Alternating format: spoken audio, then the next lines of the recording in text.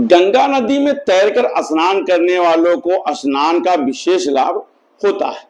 गंगा जल अपने खनिज गुणों के कारण इतना अधिक गुणकारी है कि लोग अनेक प्रकार के रोगों को दूर करने के लिए गंगा के जल में स्नान करते हैं और ये मानते हैं कि इससे शरीर शुद्ध और स्फूर्तिवान बनता है।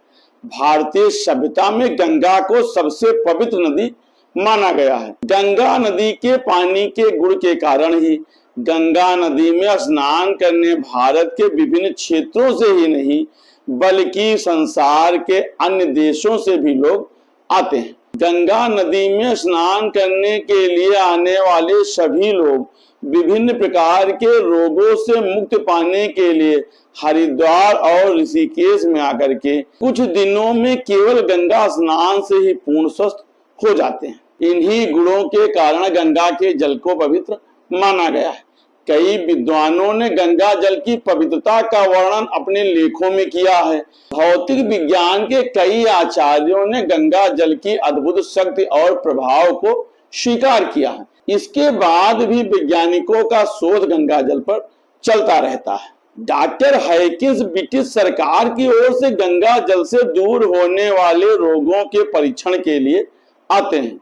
वो गंगा जल के परीक्षण के लिए गंगा जल में हैजे या कॉलरा के कीटाणु डाल देते हैं, लेकिन वो आश्चर्यचकित तब रह जाते हैं जब हैजे के कीटाणु मात्र 6 घंटे में ही मर जाते हैं, जबकि उन्हीं कीटाणुओं को जब साधारण पानी में रखा जाता है तो वो जीवित रहते हैं और असंख्य संख्या में बढ़ते जाते हैं। फ्रांस के सुप्रसिद्ध वैज्ञानिक डॉक्टर हैरेन ने गंगा जल पर वर्षों अनुसंधान करके अपने प्रयोगों का विवरण शोध पत्र में प्रस्तुत किया था और उन्होंने आंत्र शोध और हैजे से मरे हुए अज्ञात शवों को गंगा जल में ऐसे स्थान पर डाल दिया जहां कीटाणु तेजी से पनप सकते थे।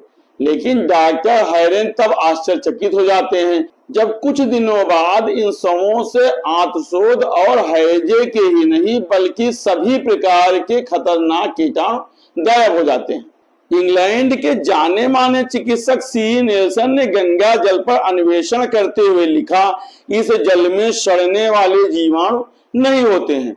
उन्होंने महर्षि चरक की बातों का वर्णन करते हुए कहा कि गंगा जल सही माने में पथ्य है। रूसी वैज्ञानिकों ने हरिद्वार और काशी में स्नान के उपरांत सन 1950 में लिखा, उन्हें गंगा जल में स्नान के उपरांत ही ज्ञात हो पाया कि भारतीय गंगा के जल को इतना पवित्र क्यों मानते हैं। इसी प्रकार से गंगा जल की पाचकता के बारे में ओरिएंटल इंस्टीट्यूट में हस्तलिखित लेख रखे हैं। कनाडा के मैकिंग विश्वविद्यालय के वैज्ञानिक डॉक्टर एमसी हैमिल्टन ने गंगा की शक्ति को स्वीकार करते हुए लिखा कि वो नहीं जानते हैं कि इस जल में अपूर्व गुण कहां से और कैसे आए हैं। सही बात तो यह है कि चमत्कृत हैमिल्टन ये बात ही समझ नहीं पाए कि गंगा जल की औषधीय गुणवत्ता किस प्रकार से प्रकट की जाए। इसी प्रकार से आयुर्वेदाचार्य गणनाथ सेन, विदेशी यात्री इब्न बतूता, वर्नियर, अंग्रेजी सेना के कैप्टन मूर गंगा पर शोध करके ये निष्कर्ष दिया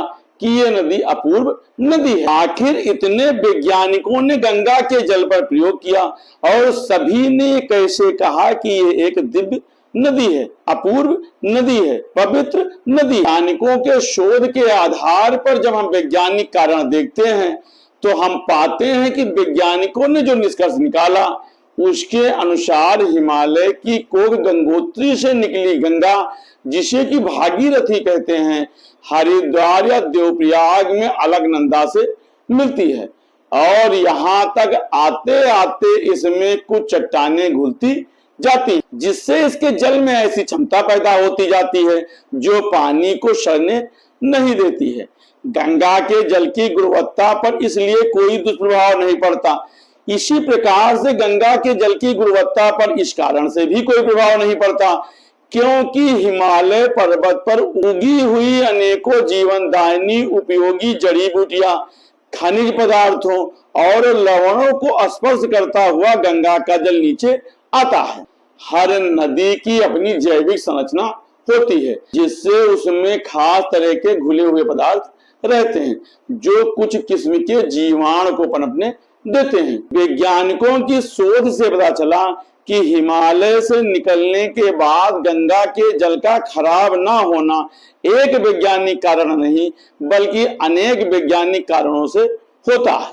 गंगा के जल में बैक्टीरियोफोज नामक एक बैक्टीरिया पाया जाता है जो पानी के अंदर रासायनिक क्रियाओं से उत्पन्न होने वाले अवांछनीय पदार्थों को खाता रहता है। इससे जल की शुद्धता बनी रहती है। इसी प्रकार गंगा के पानी में गंधक या सल्फर की प्रचुर मात्रा होती है। इस कारण भी गंगा का जल खराब नहीं होता है। इसके अतिरिक्त कुछ भू रासायनिक क्रियाएं भी गंगा के जल में होती रहती हैं जिससे इसमें कभी कोई कीड़ा पनप नहीं पाता है और यही कारण है कि गंगा का जल पवित्र और औषधीय माना जाता है और अपने जल के इन्हीं गुणों के कारण गंगा के जल को माता का दर्जा दिया जाता है। लेकिन जैसे जैसे ही गंगा हरिद्वार से आगे उत्तर प्रदेश और अन्य राज्यों के विभिन्न शहरों की ओर बढ़ती हैं, उसमें शहरों, नगर निगमों और खेती बाड़ी का कूड़ा करकट और औद्योगिक रसायनों का मिश्रण डाल दिया जाता है जिससे औषधीय गुणों से युक्त पवित्र गंदी होती जाती हैं और इसके जल में दुष्प्रभाव उत्पन्न होने की संभावना बनती जाती है।